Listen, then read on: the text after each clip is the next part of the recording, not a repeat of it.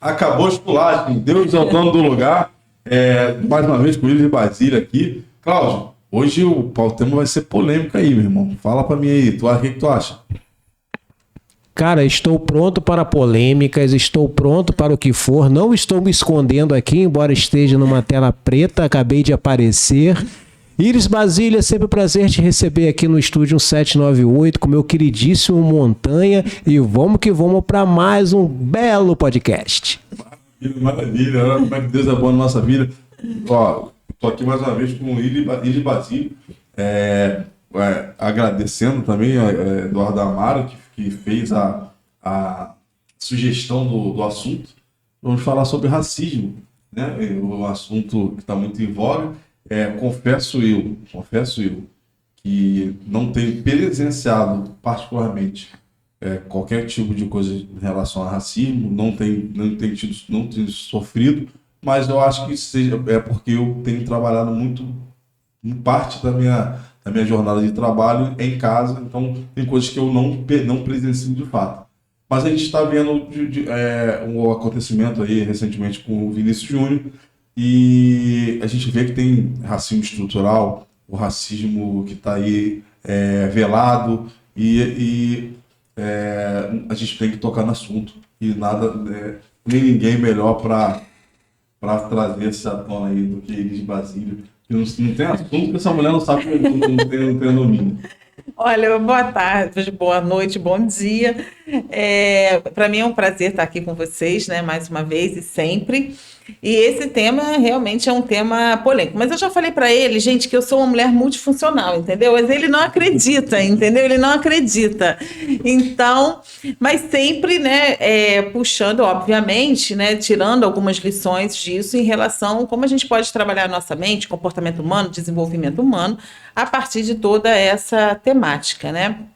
Então, quando foi feita aqui a proposta, né, para a gente estar falando sobre racismo, muitas vezes eu até já falei sobre isso, né, sobre algumas situações, até quando eu me posiciono, e eu já escutei até pessoas próximas falar, mas você tem a pele branca, você não está em posição de fala para você poder estar discutindo sobre isso. Mas embora a minha pele seja branca, eu não perco a minha essência, sabe, de repudiar toda e qualquer forma de racismo e de compreender as consequências disso na vida da criança, do adolescente, né, do adulto, porque muitas vezes essa questão do racismo, a pessoa sofre tanto com isso que ela para toda a sua vida. Você vê pessoas adultas muitas vezes bem resolvidas financeiramente, muitas vezes, né? Mas que é um assunto que machuca, que dói, né? Independente. E aí eu estou falando uma coisa que é além de toda a nossa história, né? Com racismo, com todos os absurdos que foram feitos, né? Com toda essa história, mas atualmente, 2023, a gente tem esse tipo de situação. E eu lembro, assim, como você falou, eu não tenho presenciado muito porque, e aí você mesmo coloca, né? Porque eu não tenho saído de casa. E eu não esqueço, no meu primeiro casamento, olha como a importância, gente, em relação às crianças. Eu lembro que no meu primeiro casamento, eu casei na igreja, teriam as daminhas, eu não tinha nem escolhido as daminhas ainda, e os pajens. E eu estava no banheiro. E uma menininha primeiro já tinha acontecido uma situação que essa menininha da minha igreja, ela é pequena, devia ter uns 5 anos. A mãe, quando chegou no quarto dela, ela estava passando liquid paper nas mãos, nos bracinhos. Isso lá em 2001, eu me casei em 2001, foi mais ou menos naquele ano. E aí a mãe perguntou o que ela estava fazendo, e ela falou que na escola as pessoas estavam apelidando de urubu, de não sei o que e tal. Então ela queria chegar branca na escola, porque ela não queria mais ser daquela cor. Olha que absurdo, né? E aí 22 anos depois, 23 anos depois, a gente presencia situações semelhantes, né? Parece que a coisa não evolui. E eu estava no banheiro, lá da igreja, e aí ela entrou junto com umas crianças, né? Entraram no banheiro, umas menininhas, e aí alguém perguntou, você vai ser da tia Iris? E aí eu não tinha escolhido ainda, né? E elas já estavam porque eu dava aula para as crianças, né? Então eu era muito próxima às crianças. E eu escutei quando ela falou assim, tia Iris não vai me chamar não. Aí eu falei, mas por quê? Não, tia Iris não vai me chamar não porque eu sou pretinha, ela não vai querer uma dama pretinha. Eu comecei a chorar dentro do banheiro. Comecei a chorar e de falar nisso eu me emociono até hoje. E ela foi a primeira que eu escolhi, sabe? Assim, eu chamei, naquela época, eu não tinha conhecimento nenhum de neurociência, de reprogramação mental, não agia como terapeuta, como reprogramadora mental, não tinha estudo de neurociência, física quântica, nada disso. Mas aquilo me doeu tanto e eu chamei a mãe dela. Eu falei, olha, você precisa trabalhar na cabecinha dela, assim, assim, assim, porque isso pode paralisar a vida dela, porque... E fui falando, né? Hoje ela é um mulherão, linda e enfim, uma pessoa incrível, essa menina. Que, no caso, deu a volta por cima usando isso aí com força, né? Exatamente. Mas eu tenho certeza que se a gente sentar para conversar, ela vai lembrar dessa história. Vai ter, sabe, aquela questão do que ela passava na escola, né? Aquilo. Eu, particularmente, eu tenho um apelido, ainda quem me conhece mais velho, você que está aí, muita gente me chamava de Chiquita. Desde a época que Chiquita. Aí, quando eu cheguei a morar na Vila Kennedy, fui morar em Rocha Miranda e fui estudar no Colégio Itália, ali mesmo na região. E eu fui logo conhecido, porque eu sempre fui muito arteiro e o pessoal acho que eu mexia muito com a galera, o pessoal eles começaram a me chamar de Chita, o que é referência à Chita de algum personagem de desenho. E depois começaram a cantar aquela música Chiquita Bacana, lá da Machinica, é uma música de carnaval, que é referente ao macaco, eu acho que é isso. Mas só que, assim, no meu caso, no primeiro momento eu não gostei, e aí a gente acaba, o que a gente não gosta, a gente acaba pegando. Então pegou mesmo, todo mundo me chamava de Chiquita. Para tu ter uma ideia, a minha esposa, Lili, quando me conheceu ainda me chamava de Chiquita. Então, por exemplo, agora a galera que está mais nova, todo mundo já me chamou de Montanha. Eu sou Montanha há uns 20 anos, mais de 20 anos aí, desde os anos 2000. Mas quem da antiga ainda me chamou de Chiquita, mas é oriundo de uma brincadeira racista. Uma brincadeira racista. É uma brincadeira racista. E eu lembro que o rapaz que fez essa brincadeira, eu imagino que não tenha sido por mal, não tenha sido por racismo, mas sem querer ele acabou trazendo esse apelido e ele sim era branco. Mas é isso aí, interessante você falar. Sabe por quê? Porque muitas vezes o racismo está tão enraizado, aquele racismo estrutural que a gente fala, que as pessoas não percebem e fazem comentários racistas, né? E você que fala, você não vê isso como racismo e é uma pessoa, né? De repente né? De repente eu não vou entender aquilo como racismo, mas a pessoa que escuta e que já sofreu anos e anos e sofre na pele, né, isso, então lógico que ela vai perceber. Eu lembro de um filme americano, esses filmes de colégios, né? Então tinha um personagem, o ator, ele queria entrar, eu acho que é mais ou menos isso, ele queria entrar para o time de basquete, mas então ele se fez de negro, porque para ser aceito no tal time de basquete. Até que descobriram, ele era branco, até que descobriram, e isso foi parar no juiz, né? E aí ele falando dos motivos e tal, não sei o quê, que ele e tal. E aí o juiz era negro, eu lembro dessa cena, eu era adolescente, agora que eu me lembrei desse filme, como que é a mente da gente, né? Ela vai buscando, né? E aí eu lembro que o juiz olhou para ele e falou assim, você se fez de negro, mas você nunca vai saber o que é ser negro, porque na hora que você não queria mais ser, você chegava, tomava um banho e tirava, mas a gente não. Então, assim, de certa forma, isso retrata, né, essa realidade. Eu tenho uma amiga, né, que uma vez a gente estava em Ipanema, e ela é negra, e a gente entrou, essa coisa da gente não perceber. Ela entrou na minha frente e eu entrei atrás dela. Quando a gente sentou, eu tô falando, o que a gente vai pedir e tal, não sei o quê. Ela virou e falou assim, Basílio, você viu isso? Aí eu falei assim, viu o quê? Aí ela falou assim, não acredito que você não percebeu. Eu falei, não vi nada, o que foi? Basílio, quando eu passei, essas duas senhoras que estão aqui do lado, ela pegou a bolsa que estava pendurada aqui e botou no colo. Aí eu falei, fulana, eu não tô acreditando nisso. Ela falou, claro, Basílio, só porque eu sou negra, por isso que não sei o quê e tal.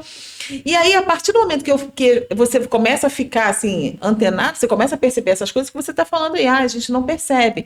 Por exemplo, quando a gente entra numa loja, realmente, as vendedoras vêm em cima de mim. E eu sempre falei assim, minha querida, a mulher do dinheiro é ela, você pode falar com ela, porque é ela que vai comprar, eu tô aqui só de companhia. Aí a pessoa ri, sem graça, assim, entendeu? Mas são coisas que se você não parar para perceber, para você não estar ligado, você realmente não percebe. Essa questão, sabe, estrutural. Novelas, quantos anos as novelas colocaram personagens negros como babá, motorista, entendeu? Então, hoje a gente tem uma personagem negra que é protagonista, né, de uma determinada novela. Mas quantos anos a gente viveu, né? Eu acredito, inclusive, Iris, que acho que a internet fez com que a gente, não só os negros, tá?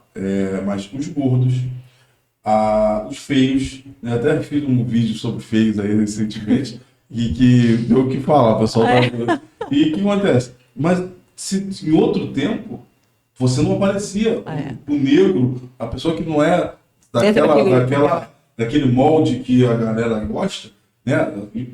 Inclusive as mulheres. Né? Hoje em dia você tem protagonistas que não são mais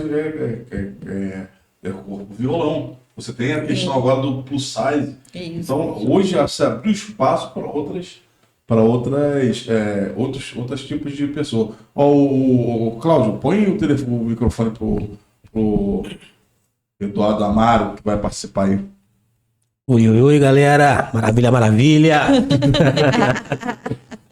Vamos lá, uma perguntinha. Porque a gente está falando em crenças limitantes, né? Esse é o tema, estamos falando sobre o racismo. E o que acontece é muito complicado, essas crenças limitantes, é muito fácil a gente falar para as pessoas de cor, entendeu? Mas, são quase 400 anos de escravidão no Brasil. Temos 130 anos de negação da raça, da cor. Colocaram a gente sempre por trás das câmeras, né? A gente nunca foi o centro de nada. E a nossa população negra e parda é mais de 50% no Brasil. Vou tirar o exemplo dos Estados Unidos, que a gente já chegou até a conversar. Acho que a população negra nos Estados Unidos são 15%. Só que são 15% atuantes. São médicos, doutores, empreendedores, artistas, cantores relevantes na cena mundial. E eles se veem, então tem aonde se espelhar.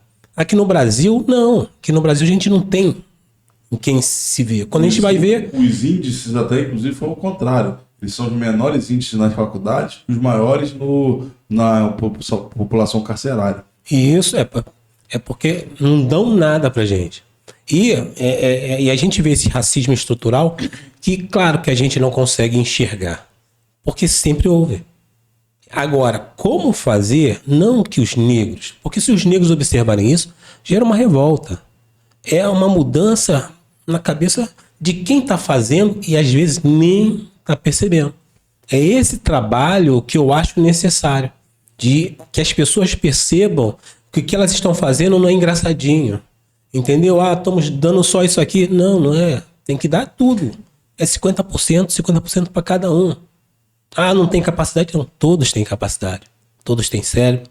Não deram a oportunidade. Aí discriminam a pessoa, um pedreiro. Mas um cara não sabe nem fazer o serviço do pedreiro. Se fosse valer pelo que a gente fala hoje, se o cara trabalhar, se esforçar, ele consegue.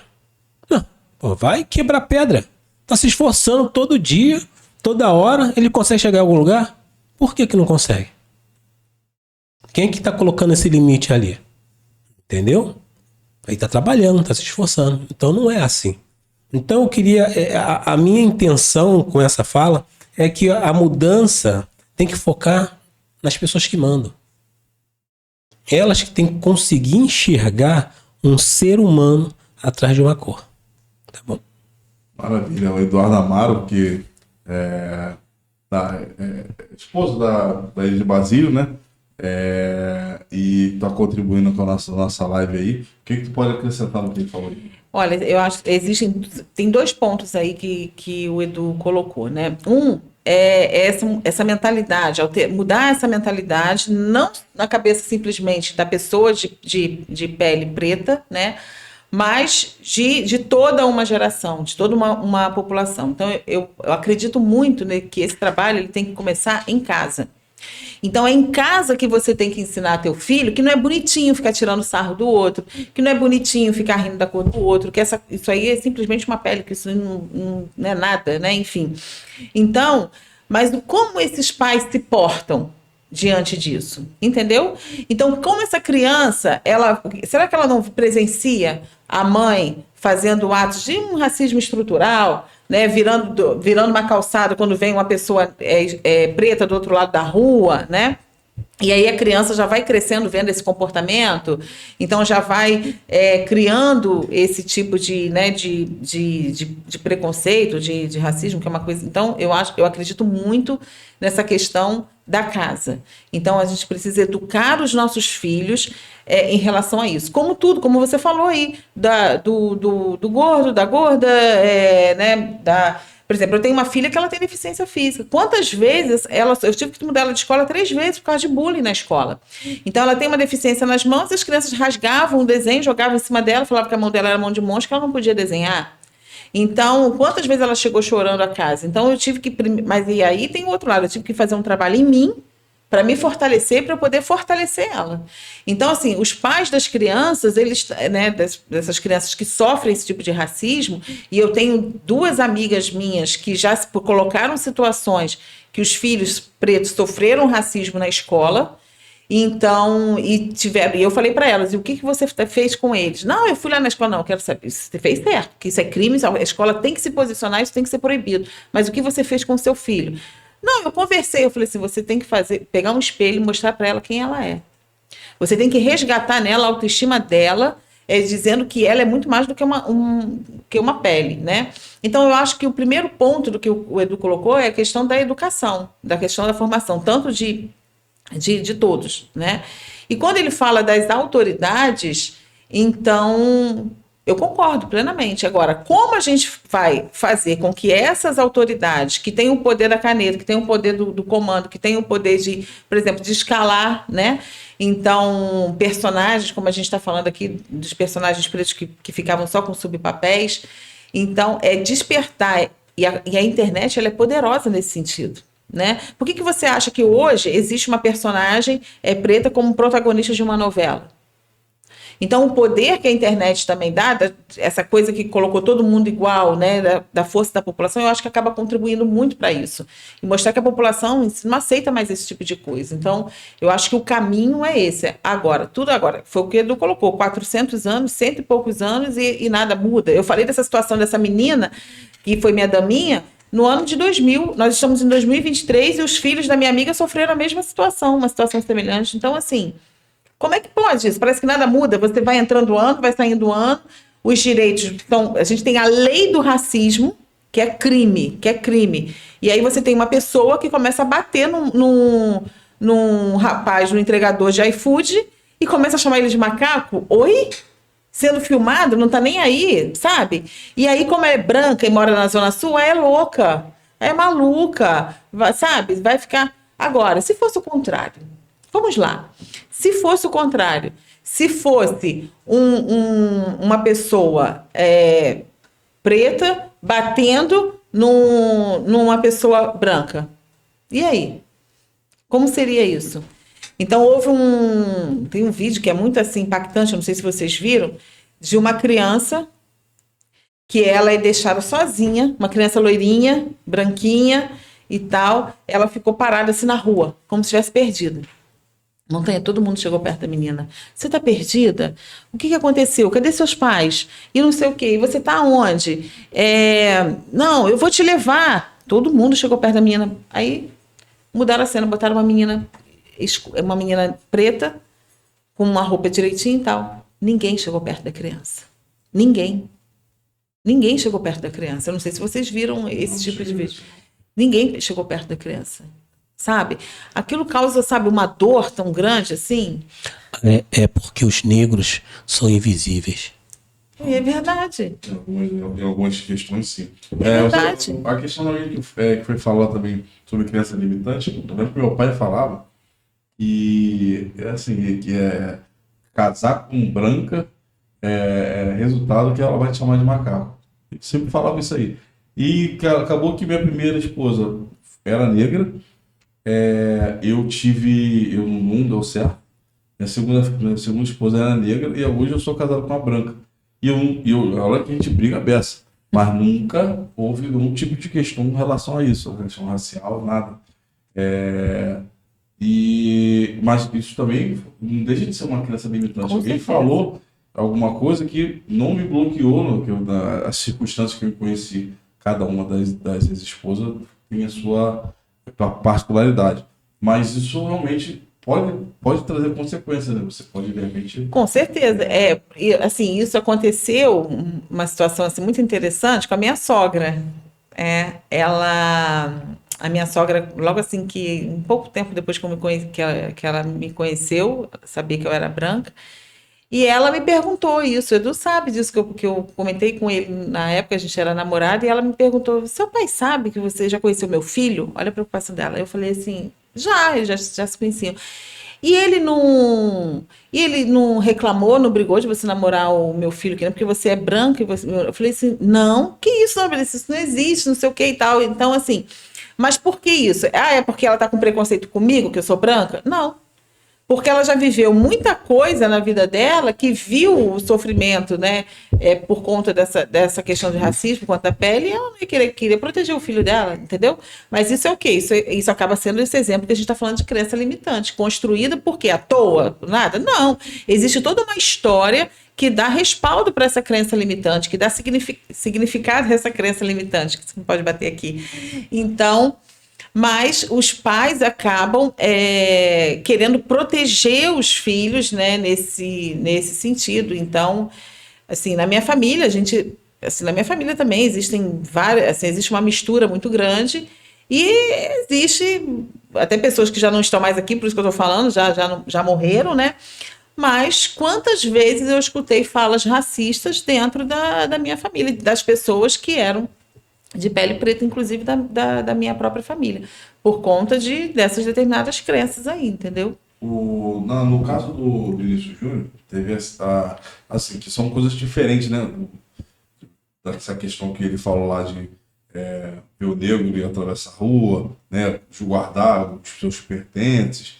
E é diferente na situação do futebol. Ninguém está dizendo aqui que é justificado, mas eles sabem também do potencial do Vinícius Júnior, e aquela fala, chamaram de macaco, chamaram ele de negro, ou falar qualquer coisa, ia desestabilizado ao ponto dele não conseguir praticar o melhor futebol. Tem esse contexto, né? Evidentemente, quem tem que fazer a coisa acontecer são os campeonatos, o próprio Real Madrid que tem que se posicionar, mas qualquer outra coisa também, o pessoal fala sobre a questão da vitimização, né? Porque se a gente também ficar falando que é errado, e não tiver força para poder encarar tudo que tem para encarar, a gente vai ficar só se vitimizando e não vai ter força, como você acabou de falar, de lidar com as coisas, porque não vai ser a primeira nem vai ser a última vez que vai ter algum tipo desse sentido. E a gente também não sabe se foram, nunca vai saber também, se foram pessoas que são racistas no seu dia a dia, no seu cotidiano, ou foi uma coisa pontual. A gente nunca vai saber. Mas tem essa diferença. Pode falar. Eu acho que muitas pessoas não têm nem a noção que elas estão sendo racistas. Não, então, porque são coisas diferentes, né, do que eu quero dizer. No seu dia a dia, você de repente não consegue um emprego porque você é negro. Acontece essa questão que você tocou, que você está passando e alguém está vindo te ver, você é negro, a pessoa atravessa. São coisas que você observa. Então, está sentado num lugar e a pessoa não quer sentar do teu lado, ou se você sentar, ela levanta. Né? Se você encostar, ela faz assim. Isso são coisas diferentes que magoam muito mais do que nessa questão, que é uma coisa que claramente é para desestabilizar o cara. E eu tô há 51 anos lutando contra o racismo, entendeu? Então, eu tô no meu lugar de fala. Mas tu consegue me trazer um exemplo do dia a dia? Não, ou não, eu posso trazer vários. Me traz alguns exemplos. Vários. No trabalho, no comércio, em vários locais, você olha e percebe. Na praia, qualquer lugar que você vai ter olhares, você vai ter gestos. E você, como a Iris falou, se você perceber, você começar a abrir a sua mente, você vai ver que as pessoas, elas te colocam num lugar ruim, sem perceber. Mas não, pô, tu tá na Zona Sul? Vai na Zona Sul no dia, durante um sábado, um domingo, que seja frio. Tu só vai ver negros trabalhando. Bota um ônibus lotado, vindo aqui do Jacaré, lá pra Zona Sul. O que eles falam? A bagunça, olha o lotado. Ah, são indesejados aqui. Por que eles estão aqui? Mas aí assim, eu não quero, tudo bem. Não quero falando comigo. Mas, por exemplo, como fui motorista de ônibus, eu sei que muita gente vai pra lá fazer bagunça. Infelizmente, tem uma galera que vai pra trabalhar, mas tem muita gente que vai pra bagunçar. Infelizmente. Mas olha só, não vamos entrar por esse aspecto. Quando eu vou numa loja que a Iris colocou, cara, ninguém me chama de senhor. Eu tenho 50 anos. Se chega um cara mais novo, branco, o senhor. Meu irmão, ô irmão, te chamo de quê, Montanha? De irmão ou de senhor? Então estamos chamando de senhor. Tem que chamar de senhor. Tem que chamar de senhor. Comigo não. Ô irmão, vem aqui, o que você quer? Gosta disso aqui? Pô, legal, irmão, você quer lá? Eu fico pensando, pô, o que meu pai anda fazendo, né? Porque... Gente, pior que ele fala mesmo. Ele fala, pô, eu sou seu irmão. Eu não te conheço como irmão. Uma vez ele falou isso, eu tava numa loja. Porque eles não conseguem chamar a gente de senhor. Por quê? Mas no teu caso, você não se vê condicionado a essa questão dessa luta diária? A impressão que me dá é que você já sai armado Sim. numa luta diária. Sim, mas... Então, por exemplo, o teu olhar já é crítico. Sim. Sim, porque... Por eu não ter esse olhar, não estar armado. A coisa passa de dar percebida para você. Então, de repente, não é que eu não... passando pela mesma situação que você, mas eu não tenho o mesmo olhar clínico. E eu acredito que a maioria da população não tem esse olhar igual você tem de identificar. Não, mas é porque você não só está convivendo, mas você está lendo, você está observando essas notícias mesmo do Vinícius Júnior e de outros casos. Na televisão, tá cheio, como você falou assim, a classe carcerária. Só tem negro. Mas por quê? Tá entendendo? Quando vai mostrar o bandido, é uma coisa meio clássica. Uma branca era gerente de não sei o que lá. Olha, uma menina tão bonita. Olha, foi presa, loura, bonita. Aí a pessoa é negra. Prenderam uma favelada da comunidade que era gerente. É assim que se dá a notícia. Não, na comunidade que eu tô lá, por exemplo, que eu moro próximo, cara, eu vi dois brancos só.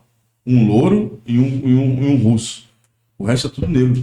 Isso. Mas quando chega na notícia, quando chega para a população toda, vai discriminando já na raiz. Olha, toma cuidado com esse aqui. Já viu? Coitada, poxa. A branquinha foi presa ou coisa parecida.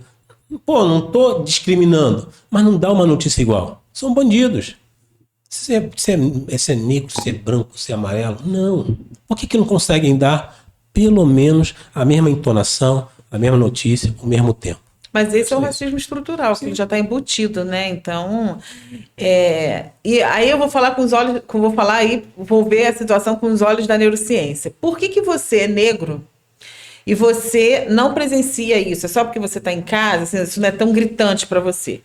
Por que o Edu, ele vive, né? Como ele falou assim, toda vez que eu saio no trabalho, é isso, é aquilo e tal, não sei o quê. Aí o que ele falou? Não, porque tem a televisão, tem a notícia, você abre, você vê, eu leio, eu tal, não sei o quê. Então, o que acontece em termos de física quântica, em termos de neurociências? Você não está dando comando de racismo para o universo, você não está nem focado nisso. Então você está focado em outra situação. Então você não está mandando essa energia de racismo para o universo. O Edu, por estar pesquisando, por estar lendo, por estar não sei o quê, a energia dele é isso. Esse exemplo que você falou, você já sai armado, né, para uma luta de casa. Então, pela física quântica, o que acontece? A energia dele está naquilo. É simplesmente porque ele é negro? Não, porque você também é. Mas vivenciam situações diferentes. Mas a energia que ele está emanando é com esse assunto. Então, o que o universo entende? Situações de racismo. Então, mais situações ele vai passar. Já houve situação dele vender um equipamento, né, Edu? E o dono falou, não, vai entrar pela porta da garagem, lá em Laranjeiras, né? Então, e foi denunciado e não deu em nada, né? Então, a gente ainda tem esse outro lado da impunidade que acaba você alimentando mais essas situações. Então, quando ele lê a notícia, quando ele fica indignado, não que não tem que ficar, não é isso, eu estou dando uma explicação aqui de ciência, tá? Não é nenhum tipo de juízo de valor.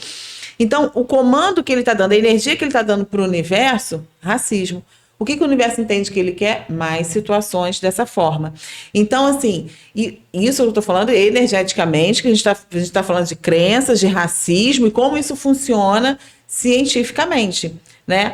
Então, isso acontece. Isso diminui, ou o racismo deixa de existir por conta disso, ele que está... Não é isso. É simplesmente uma evidenciação de fatos. Ele está mais...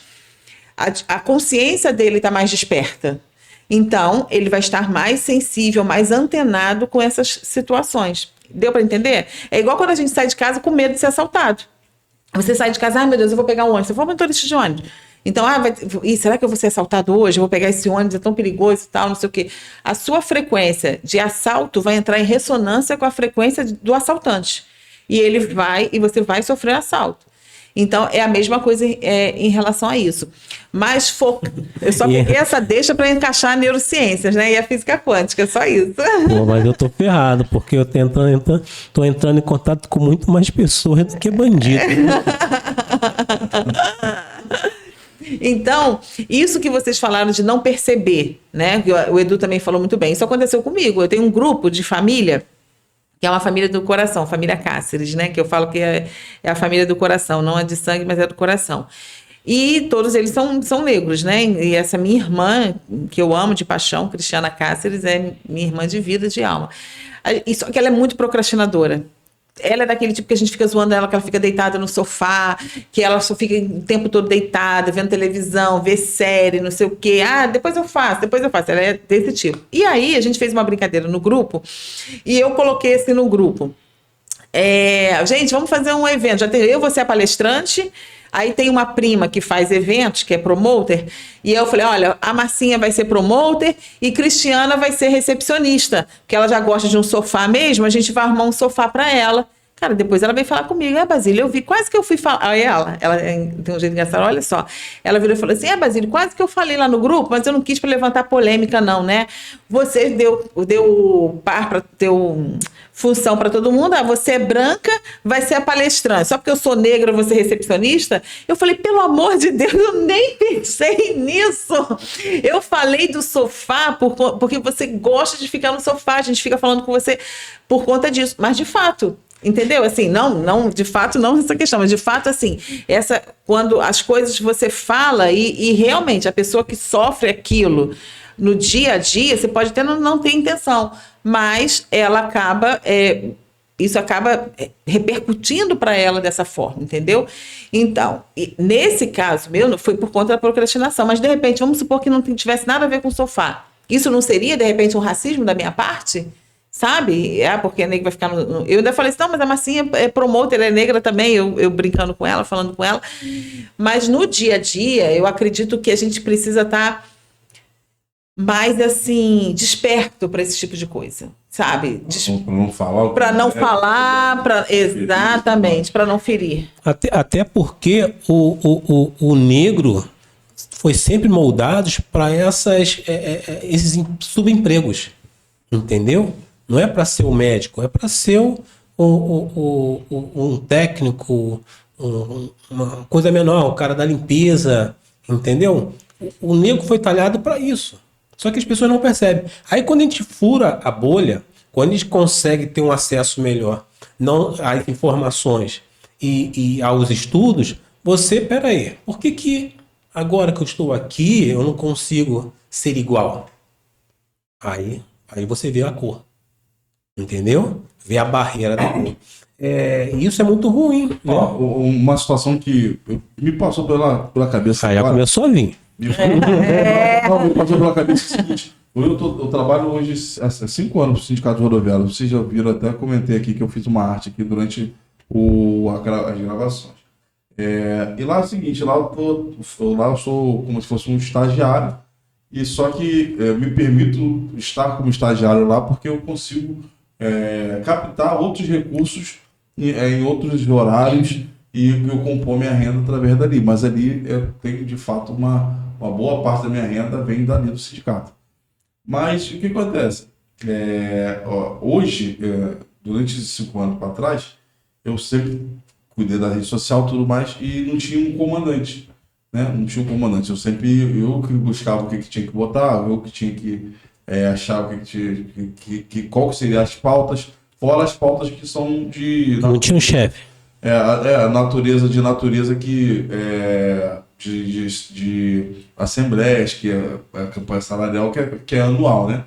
E então, fora essas pautas, a gente tem que alimentar de alguma forma. Então, eu sempre buscava esse tipo de alimentação lá, sem chefia. E agora a gente tem um chefe lá. Por acaso ele é branco, mas eu não posso dizer, quando ele entrou lá, ele tá trazendo um conceito diferente do que eu conhecia. Eu, de fato, não tinha competência para poder fazer o que ele está fazendo lá. Eu tenho competência de executar o que ele pede, mas a competência de experiência, porque ele está vindo de um outro sindicato, acho que o sindicato da Colômbia, o pessoal da Colômbia, o sindicato um pouquinho mais estruturado, com mais tradição, e ele está trazendo o conhecimento dele de texto, de conteúdo, e está à frente dessa parte de mídia lá. E o cara é branco. O presidente do sindicato é branco. Eu poderia atribuir o fato de eu não ter pegado essa posição que ele pegou porque eu sou negro? Eu poderia ter essa pula atrás da orelha. Mas não é. Eu sei da minha competência e eu sei que é o que ele está agregando, que ele está trazendo para a equipe, está acima do que eu posso produzir. Eu posso, inclusive, na verdade, ter um aprendizado ainda maior, né? Que o que ele está trazendo vai me acrescentar, que se um dia eu não quiser mais fazer parte do sindicato, eu posso buscar um outro sindicato, porque eu já vivi tantas coisas que eu agreguei. Então, isso, embora é uma situação, mas eu acho que vai depender muito da minha ótica, né? Da forma que eu vou encarar isso, né? Se eu encarar que é um racismo, eu vou ficar me martirizando e eu não vou progredir, não vou tirar o que é o melhor, que eu posso tirar, que é o aprendizado com esse indivíduo que está lá para somar com a gente. Porque quando você fala assim, não, eu tenho determinadas limitações, eu preciso aprender com ele e tal, você demonstra um autoconhecimento. O autoconhecimento é tanto para você ver, não, eu tenho competência sim, eu tenho conhecimento melhor do que ele, e ele está nessa vaga porque ele é branco e eu sou negro. Isso é uma situação. Ou o autoconhecimento pode ser, não, eu preciso estudar mais, eu preciso me capacitar mais, tudo bem, ele está mais capacitado do que eu para assumir essa vaga, então eu vou aprender com ele. Então, o autoconhecimento é que muitas vezes vai dar base para você fazer as suas percepções, para você estabelecer o que é crença, porque eu poderia falar para você, Montanha, isso é crença. Você não tem a mesma competência, você não tem o mesmo conhecimento. Por quê? Para mim você tem. Mas qual é a sua visão? Entendeu? Então, por exemplo, quando eu logo assim que eu me formei, fui receber um convite para chefiar a divisão de enfermagem num determinado hospital. Eu tinha 21 anos, eu falei, não, eu não tenho competência para isso. Então, é mais ou menos o que você está falando. Então, agora, é porque eu não tenho... não, porque eu sou enfermeira, eu vim lá do interior, então eu acho que isso não é para mim, é crença. Entendeu? Então, essa questão do autoconhecimento é que vai diferenciar a vivência que você está tendo, ou a luz, ou o foco que você está dando para aquela situação. Mas que existem situações, sim, que a pessoa é negra, tem mais competência, e os cargos de chefia não são dados para ela porque ela é negra, isso existe, principalmente, eu vou falar da minha área de saúde, em hospitais privados, isso acontece muito. Eu tenho uma amiga, ela é enfermeira, ela estava em um determinado hospital particular, e aí a técnica foi atender uma determinada campainha, e a paciente virou e falou assim, não quero ser atendida por você, não, mas eu estou escalada aqui, não, mas eu não quero por quê? Porque você é negra, assim. Isso não tem muito tempo não, porque a gente se formou em 98, isso foi mais ou menos, já era 2000 e pouco. E aí ela falou assim, então eu vou passar para minha enfermeira. Aí foi lá e falou, fulana, olha, a paciente tal diz que não quer ser atendida por mim, porque eu sou negra. Aí essa minha amiga foi lá, no quarto. E ela falou assim, pois não, então, a senhora falou assim, porque eu não quero ser atendida assim por...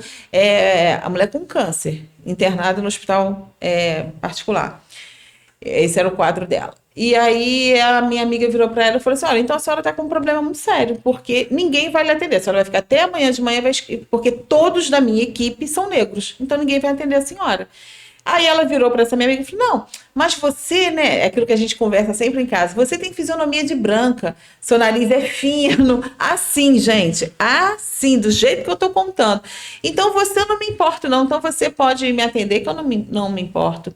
Como o caso que eu fiz, eu até coloquei aí, né, na pauta pra gente trazer o vídeo que eu falei sobre isso, que eu fiquei tão indignada com a paciente que eu atendi e que ela falou, quando você faz, porque quando a punção que a gente faz um determinado procedimento com agulha, com a enfermeira escurinha, né? Aí sente mais dor. Mas aí, como você é branquinha, não sente dor. Oi? Né? Então, assim, isso aconteceu com a minha amiga lá em 2000, em 2023, eu passei por essa situação dentro da sala de curativos, entendeu?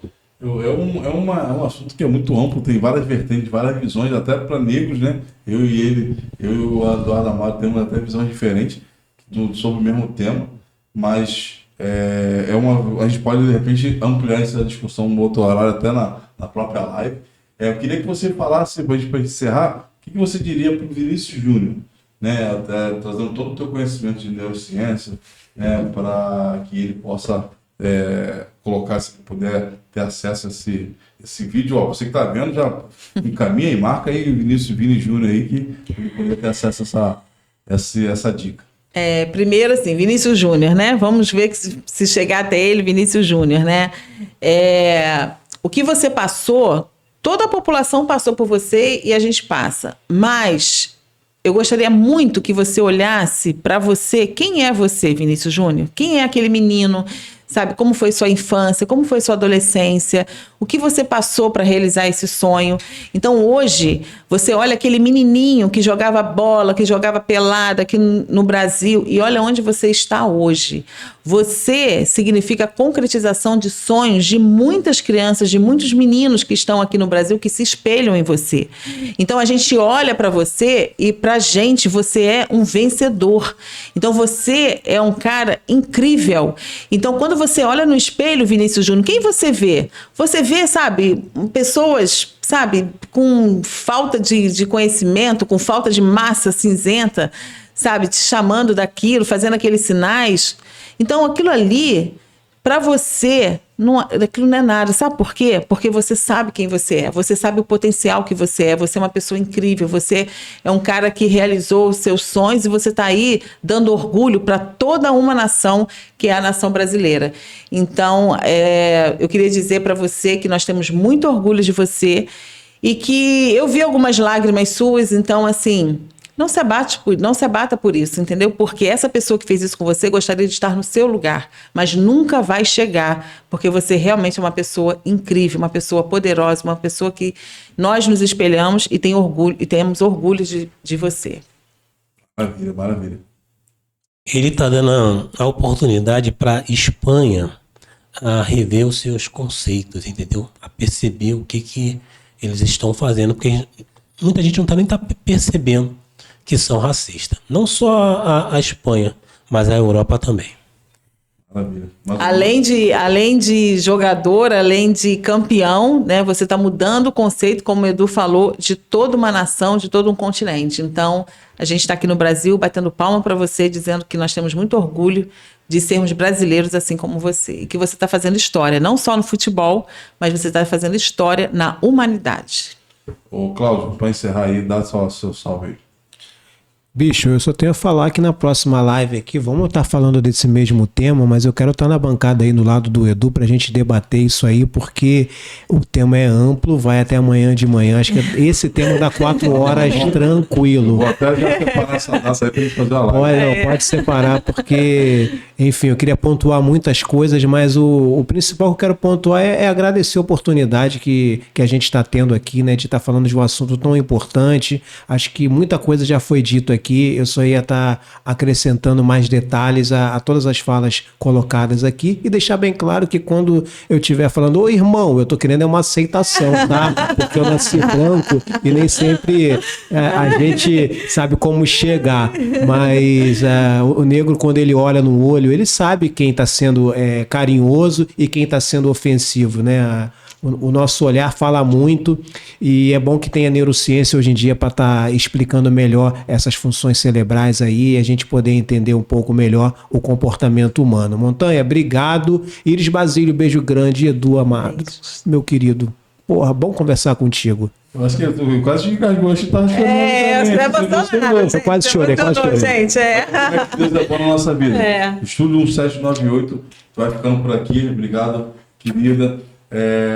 Considerações finais, pode deixar sua rede social para as pessoas te encontrarem. Então, eu tenho o YouTube Iris Basílio, tá? Ribeiro, Facebook Iris Basílio Ribeiro, meu Instagram iris.basílio, Basílio com Z, tá, gente? Então, tem vários vídeos lá, vários temas em relação a neurociências, em relação à física quântica, desenvolvimento humano, desenvolvimento, né, em todas as áreas da vida. Então, se inscreva lá no canal, siga o perfil e vamos ajudar assim, a mudar, fazer uma egrégora de mudança para a gente ver a vida realmente com outros olhos, bloquear as crenças limitantes, gerar filhos, né, e filhas que tenham um desenvolvimento emocional e intelectual e saudável, né? E, gente, abaixa o racismo, tá? Vamos educar nossos filhos, mostrando realmente quais são os valores centrais da nossa existência humana. Lembrando que está vindo aí um projeto chamado Multiweb Magazine, que a Iris ela é